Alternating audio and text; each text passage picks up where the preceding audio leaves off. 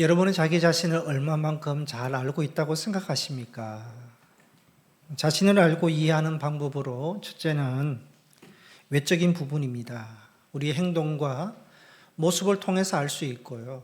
둘째는 내적인 부분입니다. 자기의 성격과 자기 성찰이나 자기 분석, MBTI 등 심리 검사를 통해서 알 수 있고, 셋째는 다른 사람과의 관계를 통해서 알 수가 있습니다. 자기를 알고 이해하는 방법으로 조하리의 창이라는 그러한 이론이 있습니다. 이 조하리의 창은 미국의 심리학자 조셉 루프트와 해리 잉햄이 두 학자의 이름을 따서 만들어진 이론입니다. 이 이론은 내가 생각하는 나는 어떠한 사람인지 알고, 또 타인에게 나는 어떠한 사람으로 인식되는지 알고, 이것을 통해서 자기를 보완하고 개선하는 이론입니다. 이 조하리의 창 이론을 보면 4개의 창이 나옵니다. 첫 번째 창은 개방된 영역으로 나도 알고 남도 아는 나 자신의 모습이 있다는 것입니다. 두 번째는 지각하지 못하는 영역으로 나는 모르지만 남이 나를 아는 내 모습이 있고, 세 번째는 숨겨진 영역으로 나는 알지만 남이 모르는 나 자신의 모습이 있고, 네 번째는 미지의 영역입니다. 나도 모르고 남도 모르는 자신의 모습이 있다는 것입니다. 관심 있게 볼 영역은 미지의 영역입니다. 나도 모르고 남도 모르는 내 모습이 있다는 것입니다. 내 마음을 깊이 보고 파고 팔지만 아는 것이 없습니다. 나도 모르는 이 미지의 영역이 있으니까, 그러니까 우리가 나는 누구인지 자신의 정체성에 대해서 한계가 있다라는 것입니다. 그러면 나도 모르는데 자기의 참 정체성을 우리는 어디에서 찾아야 되는가 하면 타인을 통해서, 타인의 관계를 통해서 알 수 있습니다. 사람을 한자로 사람 인자를 씁니다. 이 사람 인자는 두 획이 이어져 있습니다. 그러니까 사람은 사람이 함께할 때 사람이 된다는 것입니다. 사람의 정체성은 홀로 내가 누구인지 알고 이해하는 것이 아니라 타인과 사람을 통해서, 함께함을 통해서 진정한 나를 알 수 있다는 것입니다. 성경에서도 그리스도인의 정체성을요, 혼자로 말하지 않습니다. 함께 통해서 그리스도 안이라는 표현을 통해서 그리스도의 정체성을 설명합니다. 성경을 보면 그리스도인이라는 표현, 이 개인적인 표현은요, 신약 성경 전체 딱 3번밖에 나오지 않습니다. 그러나 함께를 표현하는 그리스도 안에라는 표현은요, 계속해서 반복이 됩니다. 바울 서신을 보면 바울은 예수 그리스도 안에, 그리스도 안에, 예수 안에, 예수 그리스도, 그리스도 예수 안에, 그 사랑 안에, 그 안에, 주님 안에 무려 164번이나 사용을 했습니다. 우리는 그리스도 안에 있을 때 진짜 내가 누구인지 비로소 확인할 수 있다는 것입니다. 그리스도 안에 있을 때 내가 어떠한 사람인지, 어떻게 살아가야 하는지, 어떤 일을 해야 되는지, 어떤 목적을 가져야 되는지, 어떤 관계를 맺어야 되는지 자기 정체성을 알 수 있다라는 것입니다. 그래서 오늘 본문 3절에서 14절까지 보시면요, 그리스도 안에라는 말이요, 무려 11번이나 나옵니다. 그리스도 안에서 6번, 사랑 안에서 2번, 그 안에서 3번이 나옵니다. 바울의 에베소 교회에 편지를 보내면서 여러분은 누구인지, 여러분의 정체성은 무엇인지 그리스도 안에 있다는 것을 강조하고 있는 것입니다. 여러분, 그리스도 안에 있다는 것은요, 몸 안에 장기가 서로 연결되어 있는 것처럼, 장기가 떨어지면 죽습니다. 나무의 가지와 잎사귀가 붙어 있는 것처럼 그리스도 아니라는 것은 유기적인 관계, 여러분은 그리스도 떠나서 절대 존재할 수 없는 그러한 사람이라는 것을 말씀하고 있는 것입니다. 모든 성도는 그리스도 안에 그리스도와 함께하는 사람입니다. 그 성도가 아무리 능력이 뛰어나더라도, 재능이 있어도, 일을 잘해도, 똑똑해도, 어떤 지식이 있어도 그리스도 안에 있지 않으면요, 그리스도와 함께 머물지 않으면 아무 소용이 없습니다. 그리스도 안에 있느냐 없느냐, 이것이요, 자기의 존재를 결정하고 자기의 정체성을 결정하고 모든 것을 결정한다는 것입니다. 어떤 사람이 우스갯소리로 세상에 존재하는 사람을 크게 세 가지로 나눌 수 있다. 개 같은 사람, 개보다 더한 사람, 개만도 못한 사람. 그렇게 세 가지로 나눈다고 말합니다. 재미있게 말했다고 하지만 여러분, 이 사람을 보면요, 모든 기준과 비교 대상이 개입니다. 이런 사람은 정말 불쌍한 사람입니다. 얼마나 비교할 것이 없으면요, 개가 기준이 되고 비교 대상이 되겠습니까? 불행한 사람입니다. 비교 대상을 보면, 기준을 보면, 말을 보면요, 인격이 나오는 것입니다. 어떠한 사람은요, 물질이 기준이 됩니다. 비교 대상이 됩니다.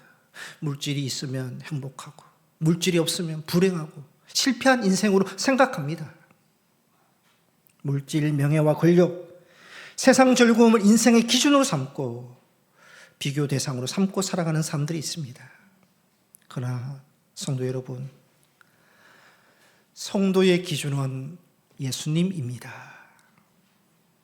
모든 사람이 예수 안에 있느냐, 그리스도 안에 없느냐, 이것이 기준입니다. 그래서 그리스도 안에 있으면 행복한 사람, 가치 있는 인생이 되는 것이고요, 그리스도 안에 없는 사람이 아무리 이 세상에서 많은 것을 소유해도, 능력이 있어도 참 인생이 될 수 없다. 그것을 우리는 고백해야 하는 것입니다. 바울은 로마서 5장에서 세상의 모든 사람을 그리스도 아니냐, 아담 아니냐, 딱 두 개로 나눴습니다. 로마서 5장 17절에 보시면, 한 사람이 범죄로 말미암아 사망이 그 한 사람을 통하여 왕노릇하였은즉 더욱 은혜와 의의 선물을 넘치게 받는 자들은 한 분 예수 그리스도를 통하여 생명 안에 왕노릇하리로다. 한 사람의 범죄, 아담의 범죄로 말미암아 사망이 그 사람을 통해서 왕노릇하였다. 범죄로 인해서 사망이 이 세상에 들어와서 왕노릇합니다. 그런데요, 사망이 혼자 내려오지 않습니다. 쫄개들을 다 데리고 옵니다. 불평, 원망, 미움, 분노, 절망, 살인, 고통, 거짓, 불신, 사망이 다 데려와서요, 왕노릇하는 것입니다. 사람들이 아담 안에 거하고 사망이 왕노릇하게 되면 이러한 것들이 지배를 받게 되는 것입니다. 그런데 바울은 또 말합니다. 한 분 예수 그리스도로 말미암아 생명이 왕노릇하게 된다고 했습니다. 생명도요, 이 세상에 내려오면서 혼자 내려오지 않았습니다. 다 데리고 옵니다. 생명과 관련되어 있는 것, 구원, 기쁨, 감사, 평화, 찬양, 화평, 겸손, 사랑, 함께 들어와서요, 그것들이 왕노릇하고 지배하게 한다는 것입니다. 여러분, 아담 안에 거하면 사망과 관련되어 있는 것들의 지배과 영향을 받게 되는 것이고요, 예수 그리스도 안에 거하게 되면 생명과 그 생명의 요소들에 관계되어 있는 것들이 지배를 받게 되는 것입니다. 모든 그리스도인들은 세례를 대부분 다 받았습니다. 세례는 죽음을 의미합니다. 죽었다는 것입니다. 로마서 6장 3절에 무릇 그리스도 예수와 합하여 세례를 받은 우리는 그의 죽으심과 합하여 세례를 받은 줄 알지 못하느냐. 세례는요, 그리스도 안에서 죽었다는 것입니다. 아담과 관계되어 있는 사망과 관계되어 있는 모든 것이 죽었다는 것입니다. 그리고 그리스도 안에서 새롭게 시작하는 것입니다. 그래서 세례받은 사람, 예수 안에 거하는 사람은요, 아담 안에서 절망이 그리스도 안에서 소망으로 바뀌게 되고, 아담 안의 상처가 그리스도 안에서 치유로 바뀌게 되고, 아담 안에서 죄악이 그리스도 안에서 구원으로, 아담 안에서 전쟁이 그리스도 안에서 평화로, 아담 안에서 원망이 그리스도 안에서 용서로, 아담 안에서 죽음이 그리스도 안에서 영원한 생명으로 바뀌게 되는 것입니다.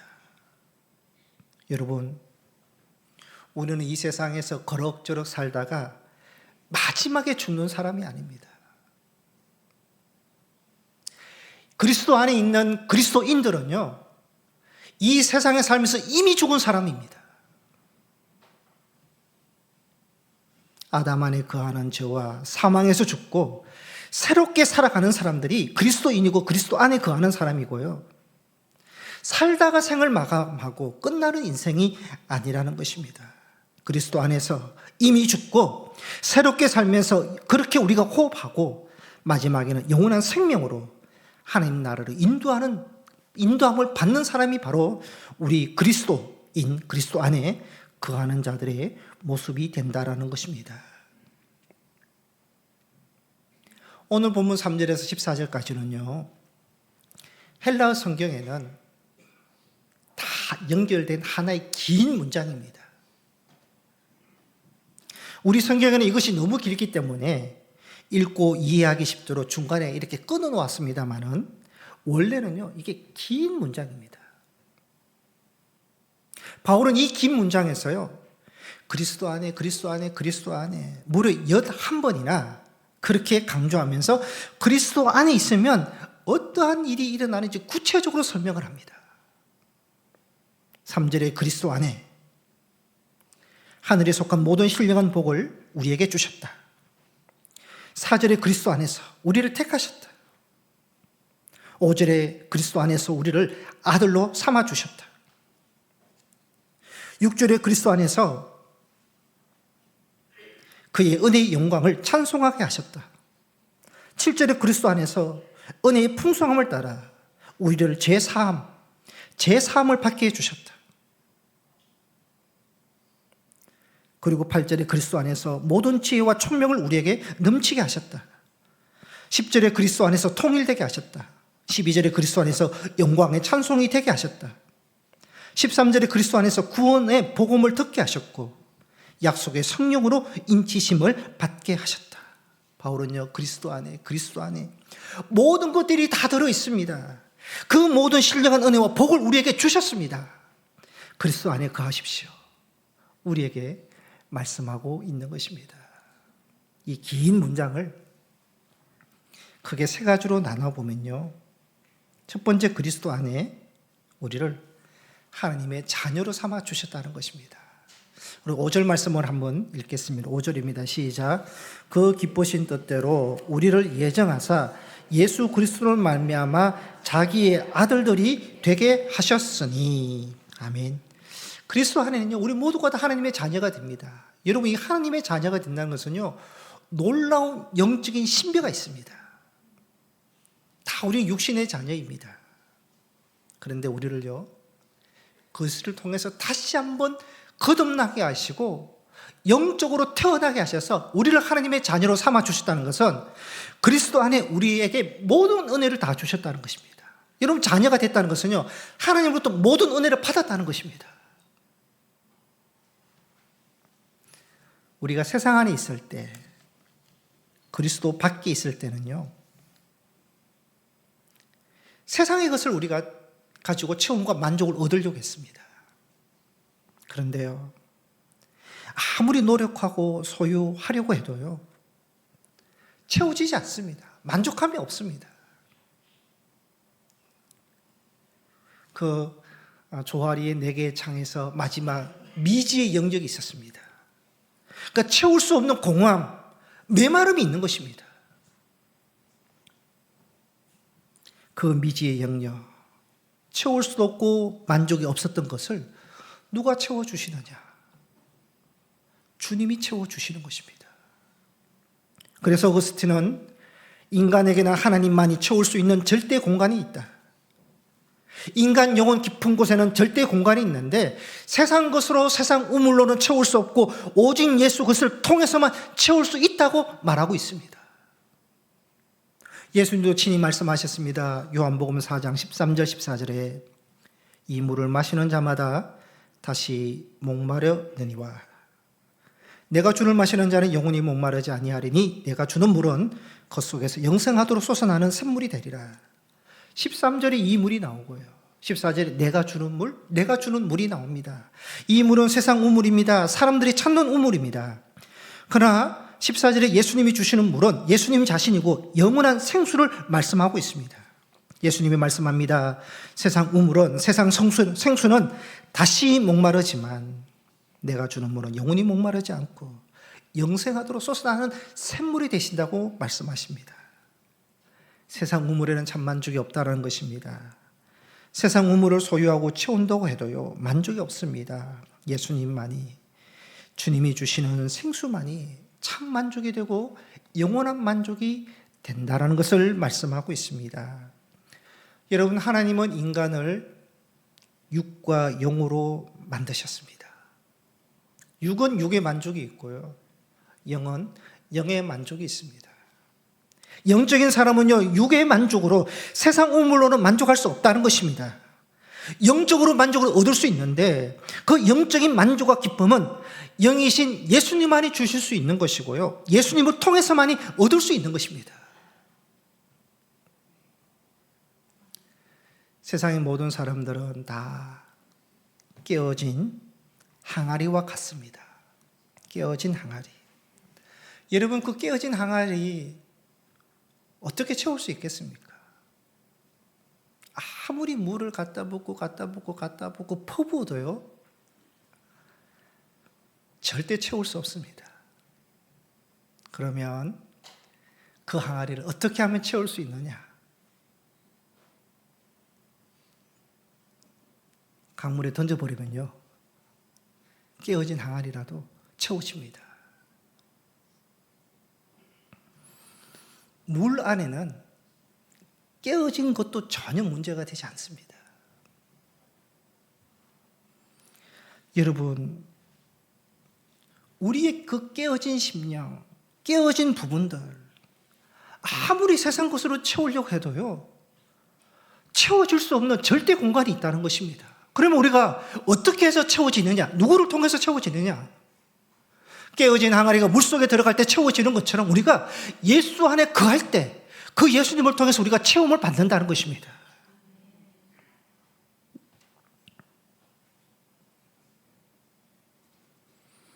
그리스도 안에서 하나님의 자녀가 된 사람은 예수님을 통해서 만족과 기쁨을 얻을 뿐만 아니라 자녀로서 특권이 있습니다. 여러분, 건강하면 건강이 주는 특권이 많습니다. 건강하니까 걸어갈 수 있고요, 건강하니까 산까지 오를 수 있고요, 건강하니까 일할 수 있는 특권, 운전할 수 있는 특권, 운동할 수 있는 특권, 자기 개발할 수 있는 특권, 봉사하고 도와줄 수 있는 특권이 있습니다. 건강하니까요. 그러니까 건강하면 육신의 특권이 있고 그 특권을 건강한 사람은 누릴 수 있습니다.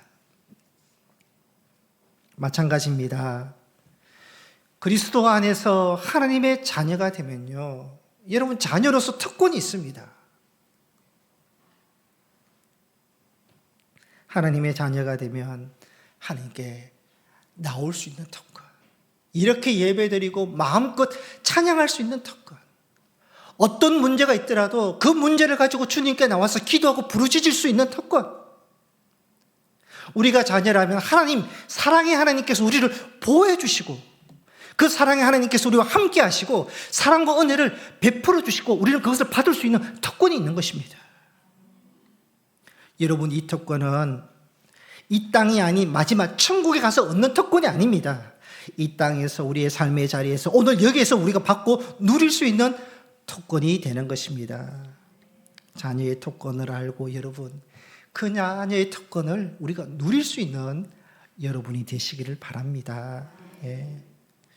두 번째, 그리스도 안에서 연합을 경험할 수 있습니다. 10절 말씀을 한번 읽겠습니다. 10절입니다. 하늘에 있는 것이나 땅에 있는 것이 다 그리스도 안에서 통일되게 하려 하심이라. 아멘. 하늘에 있는 것, 하나님이 계신 곳, 천국을 말합니다. 천국에는 구원이 있고 영생이 있고 하나님의 나라는 의와 평화와 기쁨이라 그랬습니다. 그것이 하늘에 있는 것입니다. 땅에 있는 것은 인간이 있는 곳입니다.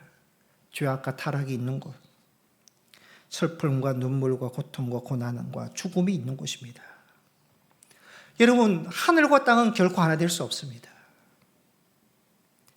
하나님과 인간 사이의 대립, 원수 관계가 놓여 있는 곳이 하늘과 땅입니다.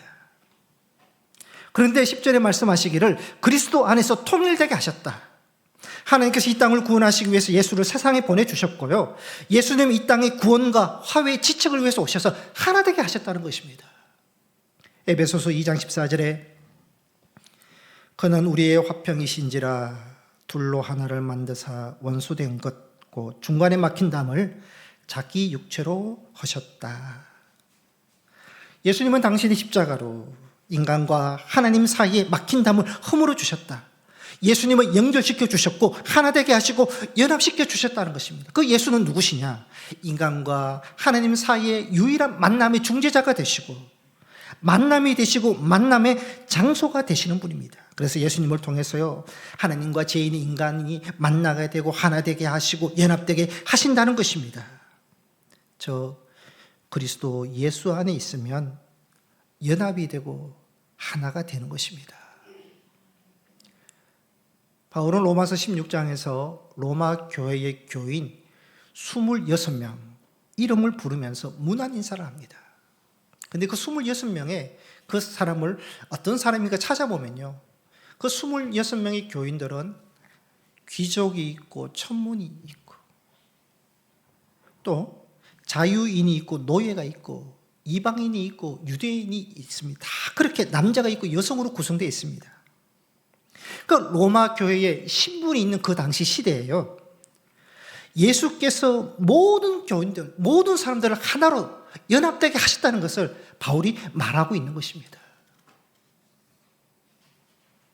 그리스도 안에 있으면요, 구분이 없습니다. 성별, 신분, 인종, 지위, 빈부에 차이가 없고 모든 사람은 그리스도 안에서 동동되고 연합되고 하나 된다는 것을 말씀합니다. 여러분, 그래서 우리가 그리스도 안에 거하면요, 하나, 일치, 연합을 이루는 사람이 되는 것이고요, 우리가 그리스도 밖에 있으면 분열, 나눔, 화평을 깨트리게 되는 것입니다. 그리스도 안에서 연합, 하나를 경험하는 것이 바로 교회입니다. 여러분, 교회는 완벽한 사람, 건강한 사람, 부족함이 없는 사람들이 모이는 곳이 아닙니다. 허물 많은 사람, 깨진 것이 많은 사람, 상처받은 많은 분들이 모이는 곳이 교회입니다. 그럼에도 불구하고 그 깨진 우리들이 모여서요, 그 작은 모임을 통해서 그 안에 성령님이 함께 하시고 그 안에 예배로 함께 나누고 말씀으로 함께 나누면서 서로 하나 되는 것을 연합하고 하나 되는 것을 경험하는 곳이 바로 교회이고요, 그러한 교회가 또 우리 교회가 되어야 할 것입니다. 우리 교회도 이제 새성전을 준비하고 있습니다. 물론 교인들이 예배를 드릴 예배당도 신경 써야 되고 또 교회 학교 예배와 교육 공간도 신경 써야 하겠습니다만은, 제가 생각하는 것 중에 하나는요, 나눔의 공간입니다. 최대한 많이 제가 확보를 하려고 합니다. 아이들이 예배당 안에서만 모든 것을 활동할 수 없습니다. 반별로 모여서 나눌 수 있는 공간이 필요하고, 또 구역도 요즘은 가정에서 구역 예배 드리는 것이 힘들어졌습니다. 그러니까 교회 안에서 구역이 모여서 나눌 수 있는 공간, 기간별이 모여서 나눌 수 있는 공간, 교제할 수 있는 공간을 최대한 확보를 해보려고 합니다. 여러분, 우리 교회가 그러한 나눔과 교제가 있고 말씀이 나누어지고 기도가 나누어지고 친교할 수 있는 교회가 될 때요, 그것이 그리스도 안에서 하나 되고 연합되는 교회가 되는 것입니다. 세 번째, 그리스도 안에서 변화시키는 능력이 있습니다. 12절 말씀을 함께 읽겠습니다. 12절입니다. 시작. 이는 우리가 그리스도 안에서 전부터 바라던 그의 영광의 찬송이 되게 하려 하심이라. 아멘. 그리스도 안에 하나님께 영광의 찬송이 되게 하심이라. 6절에도 같은 말씀이 나옵니다. 그 안에서 그의 은혜의 영광을 찬송하게 하려 하심이라.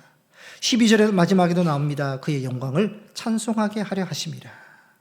그 바울은요, 그리스도 안에 있는 사람은 하나님의 영광의 찬송을 올려드릴 수 있다고 말씀합니다. 하나님께 영광의 찬송을 어떻게 올려드릴 수 있겠습니까? 이렇게 꼭 교회에 주일날 예배에 모여서 찬양할 때 하나님께 영광의 찬송을 올려드리는 것, 이것을 말하는 것이 아닙니다.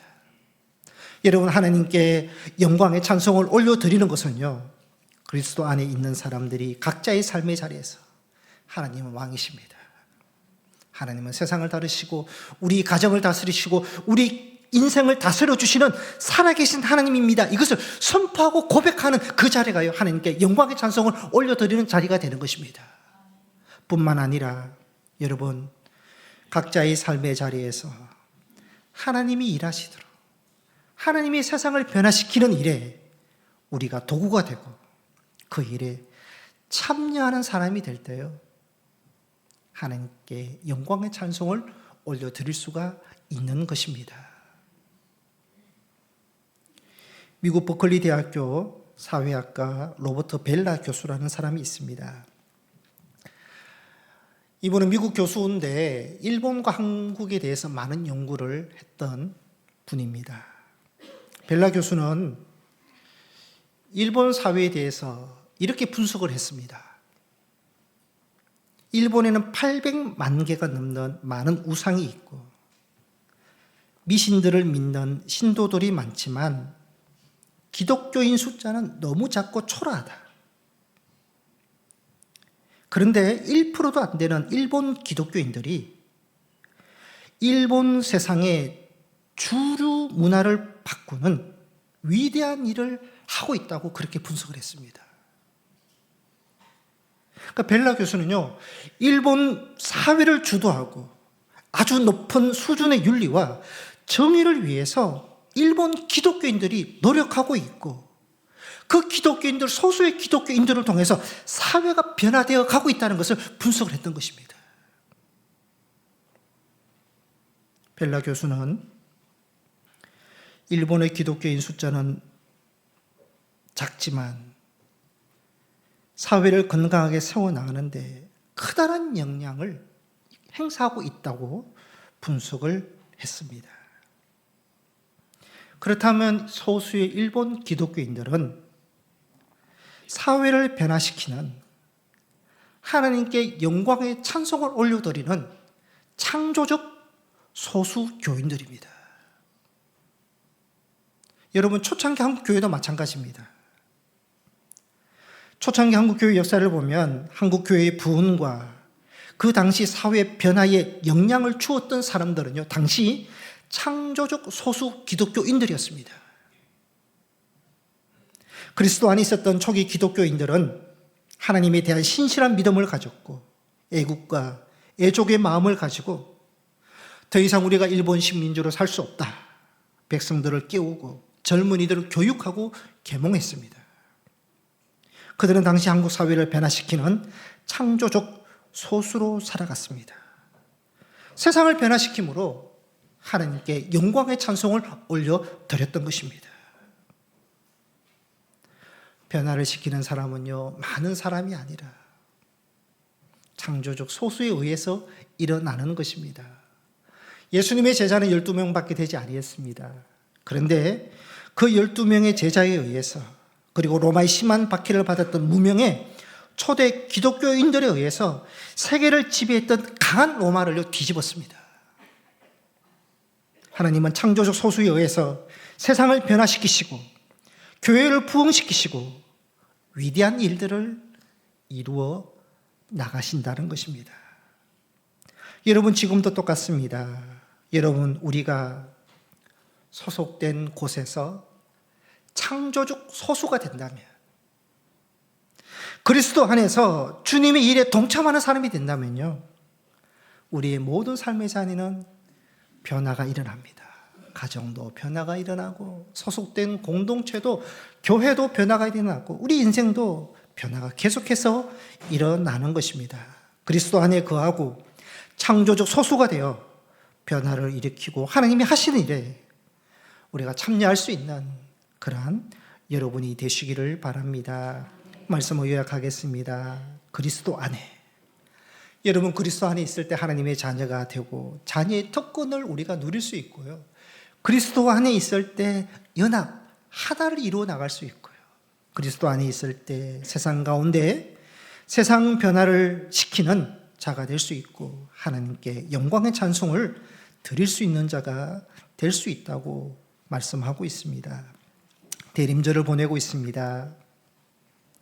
이 대림절에 예수 그리스도를 기다리고 소망할 뿐만 아니라 여러분, 그리스도 안에 우리가 거하게 하옵소서. 그리스도 안에 거하는 대림절이 되게 하옵시고 성탄절이 되게 하옵소서. 우리가 그렇게 되어야 하겠습니다. 2주 전에 당신은 누굽니까? 나는 누구입니까? 라는 제목으로 말씀을 드렸습니다. 나는 은혜로 사는 자들입니다. 지난주는 말씀으로, 나는 말씀으로 사는 자입니다. 오늘 말씀에 적용하면 나는 그리스도 안에 거하고 그리스도 안에 사는 자입니다. 고백할 수 있는 여러분이 되시기를 바랍니다. 기도하시겠습니다.